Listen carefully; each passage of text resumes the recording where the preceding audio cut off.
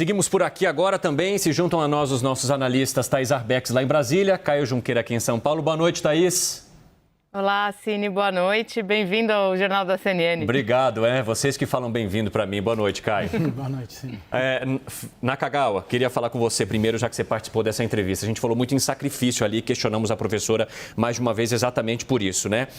Porque neste caso, os brasileiros têm se sentido sacrificados ao abastecer os seus veículos e não encontrar nenhuma forma ou nenhuma saída. Vemos uma mudança. Agora, é difícil, por meio dessa mudança, a gente enxergar algo que não signifique uma interferência muito grave na Petrobras, que leva a esses caixas que hoje estão saudáveis, mas deixando, no caso, o orçamento da população bem doente? O que Adriano Pires defende, Cine, é a manutenção da política de preços da Petrobras. Ele já deixou isso muito claro em entrevistas, em artigos publicados recentemente. Mas ele, ao mesmo tempo, está incomodado com a política de preços, os preços praticados na ponta ao consumidor. E ele sugere algumas medidas. Por exemplo, aquele fundo de estabilização que foi aprovado no Congresso, a utilização da CID, que é um tributo pago no litro, só que o problema é que atualmente já está zerado no caso do diesel e são apenas 10 centavos na gasolina. E mesmo a volta da conta petróleo, era um mecanismo de equalização de preços lá da década de 70. Funciona? Funciona, mas tem um problema. De onde você vai tirar o dinheiro? Porque alguns países tentaram implementar, por exemplo, fundos e não funcionaram, né? Ou, por exemplo... porque você precisa de muito dinheiro para isso, e dinheiro público. Então você teria de tirar dinheiro do orçamento, que já está em frangalhos, para subsidiar, por exemplo, o abastecer de um carro de luxo. Então, esse tipo de dualidade, de escolha, vai ter de ser feita pelo governo. Agora, é interessante porque são medidas todas do Executivo e não dizem respeito à Petrobras. Thaís Arbex, a gente viu aí na semana passada, Nakagawa até comentou isso hoje, que os ministros de Minas e Energia, né, Bento Albuquerque e também Paulo Guedes, disseram, olha, mexer em preço da Petrobras não é problema do governo, mas ao que tudo indica, por meio das pressões que vem também ao longo das últimas semanas em cima do nome de Joaquim Silva e Luna, não é isso que se mostrou hoje, principalmente com a demissão dele, né?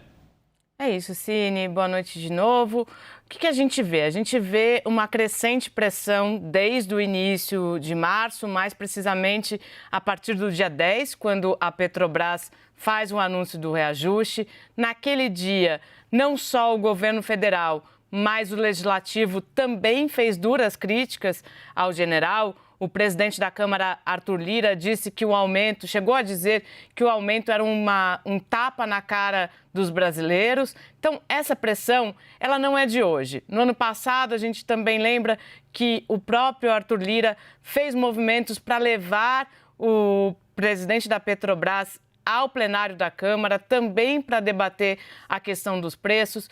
Havia uma expectativa dentro do governo e com o aval da equipe econômica de que o general viesse a pedir demissão para evitar esse contexto, o que não aconteceu. Ele fez questão de vir a público dizer que não abandonaria o barco, mas a pressão não diminuiu. E o ponto para isso tudo é, claro, a eleição.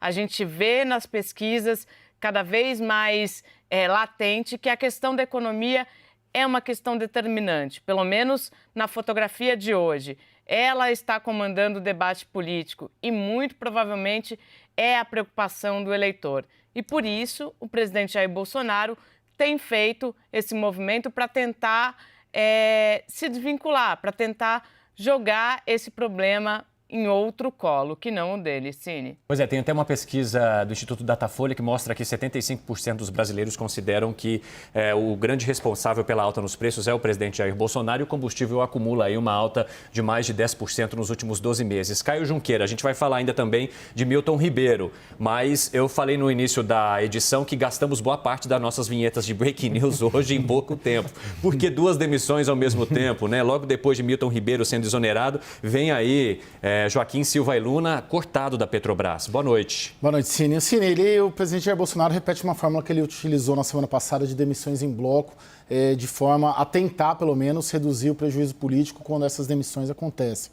No ano passado, ele demitiu em uma só leva o Ernesto Araújo, do Ministério das Relações Exteriores, Joaquim Levy, da Advocacia Geral da União, e teve uma terceira demissão, Fernando Azevedo, do Ministério da Defesa. Tudo isso ali no mesmo dia, no começo de uma semana, era uma segunda-feira, eu lembro que eu estava, inclusive, em Brasília. Às segundas. Era uma segunda-feira também, assim como hoje. E hoje o que ele faz? A gente vai falar do Milton Ribeiro daqui a pouco, mas ele também pega, já que já tinha a decisão de demitir, vamos fazer as duas demissões, daí o risco político, o dano político na cabeça do presidente Jair Bolsonaro é menor. É a mesma fórmula que ele usou no ano passado. Como a Thaís disse, são demissões muito mais eleitorais do que pragmáticas. Elas são pragmáticas, claro, no sentido eleitoral, mas as duas têm conotação eleitoral. Muito provavelmente, se não fosse um ano eleitoral, acredito que talvez o Milton Ribeiro conseguisse se segurar no cargo por mais um tempo. O caso do general, acho que na cabeça ali do presidente e dentro do Palácio do Planalto foi mais um caso de quebra de confiança por ele ter anunciado um reajuste quando o universo político, principalmente Centrão e Palácio do Planalto, esperavam pelo menos um dia a mais. Mas não foi um pedido formal, né? Foi um pedido ali informal, porque senão realmente significaria uma intervenção, né? Mas a do Milton é claramente uma decisão eleitoral, é uma demissão eleitoral. Se não tivesse eleição, muito provavelmente o Milton ficaria mais algum tempo. Pessoal, muito obrigado por enquanto.